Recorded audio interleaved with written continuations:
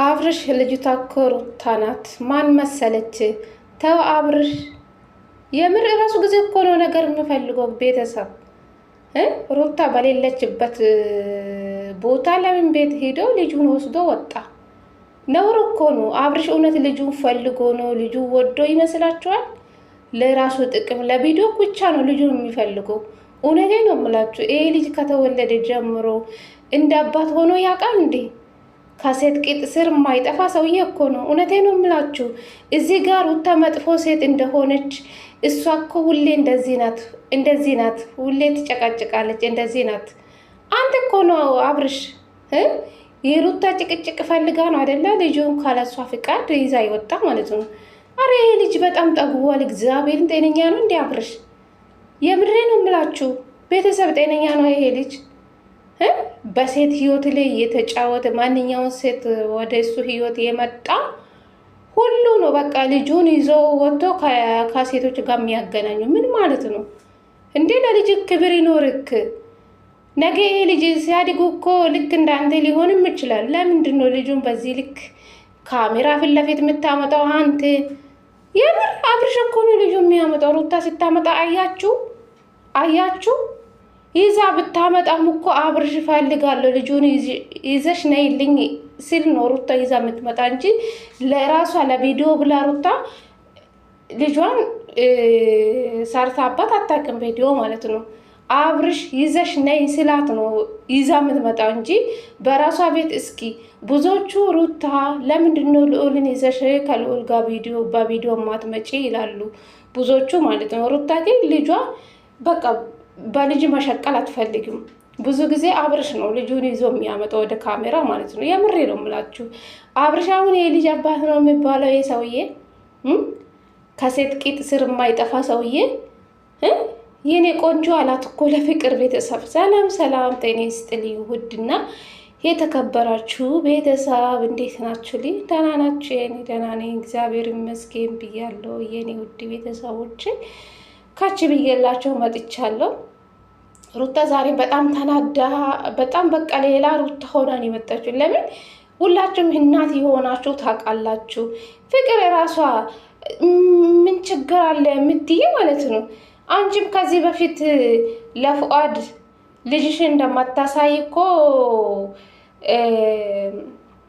ማን ነው አቢባ ቤት መጥቶ እኮ ተናግረዋል እኮ።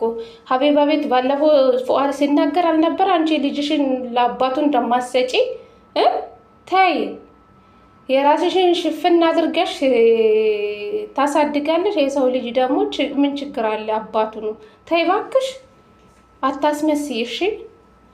አረ ፍቅር ወጥ ረገጥሽ አንቺም ራስሽ ማለት ነው። አገባሽም አንቺ በሁለቱም መሀል የፈለጉ ሁለቱ ይቧከሱ ይጣሉ። አንቺ ምን አገባሽ? ዝም አትይ። ኧረ በፈጣሪ ስም ሰው እንዴት እንደሚያናድደው ቤተሰብ እንዴ! የወለደች እናት ታውቃለች። እሺ አብርሽ አንድ ቀን እስኪ ልጄ ነው ልጄ ሌላ ቦታ ወስጄ ፈታ ዘና አድርጋለሁ ብሎ አውቃል? የምሬ ነው የምላችሁ። ለራሱ ለቪዲዮ ስል እኮ ነው ቲክቶክ ላይ አንድ ያመጣል። በቃ አንድ 20 ደቂቃ 30 ደቂቃ ቪዲዮ ይቀርጻል። ከዛ ለእናቱ ወስዶ ይሰጣል። አንድ ቀን እንደ አባት ልጅ ሲያሳድግ ልብስ ገዝቶ ከልጁ ጋር ጥሩ ቦታ ሲሄድ አላየንም። ሁሌ የምናየው ከሴት ቂጥ ስር ነው የምናየው አብርሽ ማለት ነው። እሱ ስራ ምንድን ነው? ሴት መቀያየር ነው። ለልጁ ምንም ደንታ የለውም፣ ምንም ጉዳይ የለም። ሩታ ናት ሁሉም ነገር። አሁን እኔ እንደተረዳው ማለት ነው አንተ እንደ አባትም ሆነ አታውቅም፣ አታስመስለው በቪዲዮ ፊት እያለች ነበረች ሩታ ማለት ነው። አብርሽም በንግግር ሁላችሁም ሰምታችኋል ብዬ አስባለሁ። ልጁን ሰው ቆየው አይቼ አላቅም። እንግዲህ ፍቅር ወደ እሱ ህይወት ከመጣች በኋላ ልጁንም ሄዶ አይቶ አያውቁም ማለት ነው። ጭንቅላቱ ከሴት ጋር እንጂ ከልጁ ጋር አይደለም። እውነት እንደ ልጅ አባት ቢሆን እኮ በዚህ ሰዓት ከሴቶች ስር ጠፍቶ ምንድነው ለልጁ ብቻ ነው መኖር ያለበት ነበረ። ምን ዋጋ አለ? አረ የወንድ ልፍስፍስ ፈጣሪ ከዚህ ነገር ይጠብቀኝ። ይሄ ልፍስፍስ እኮ ነው ለትዳር ማይሆኑ። እውነቱ ነው ለካ ልጆቹ አባጋዜ የምሬ ነው የምላቸው በእናታቸው ሩታ አሳዘነችኝ። እግዚአብሔር ልጁ ራሱ ልዑል ሁሌ ካሜራ ፊት ሩታ እኮ አታመጣም። ቤተሰብ የምር አታመጣም ሩታ። አብርሽ በጣም ጠግቧል። ይሄ ልጅ ጤነኛ አይመስለኝም። አሁን ፍቅር እዚህ ጋር ስላለች ነው አንቺ የተናደድሽ አላት። እንደ ልጁን ይዛ ወደ ፍቅር ስታመጣ አይደብርህም እንዴ? መጀመሪያ ሩታን አስፈቅዳ ሩታ ችግር አለ ወይስ ችግር የለውም ከፍቅር ጋር ምንድነው ላስታውቅ ችግር አለ ፍቃደኛ ከሆንሽ ይዤ እወጣለሁ ዛሬ ብሎ እኮ ደውሎ ማስፈቀድ ይቻላል እኮ። ጭራሽ እሱ ቤት መጥቶ ለሩታ ሳይነግራት ደብቆ ከቤት ልጁን ይዞ መሄድ ምን ማለት ነው? ከአጋዥ ሰራተኛ ተቀብሎ መውጣት ነውር ነው። መጀመሪያ ከሩታ ጋር ተነጋግራችሁ ነው። ልጁንም ይዛ መሄድ ካለበት ይዛ ትሄዳለ። አንተ አውቆ ነው ቤተሰብ አውቆ ነው ከሩታ ነገር ይፈልጋል። በቃ የሩታ ጭቅጭቅ ይናፍቃል ይመስለኛል፣ እኔ እንደተረዶ ማለት ነው።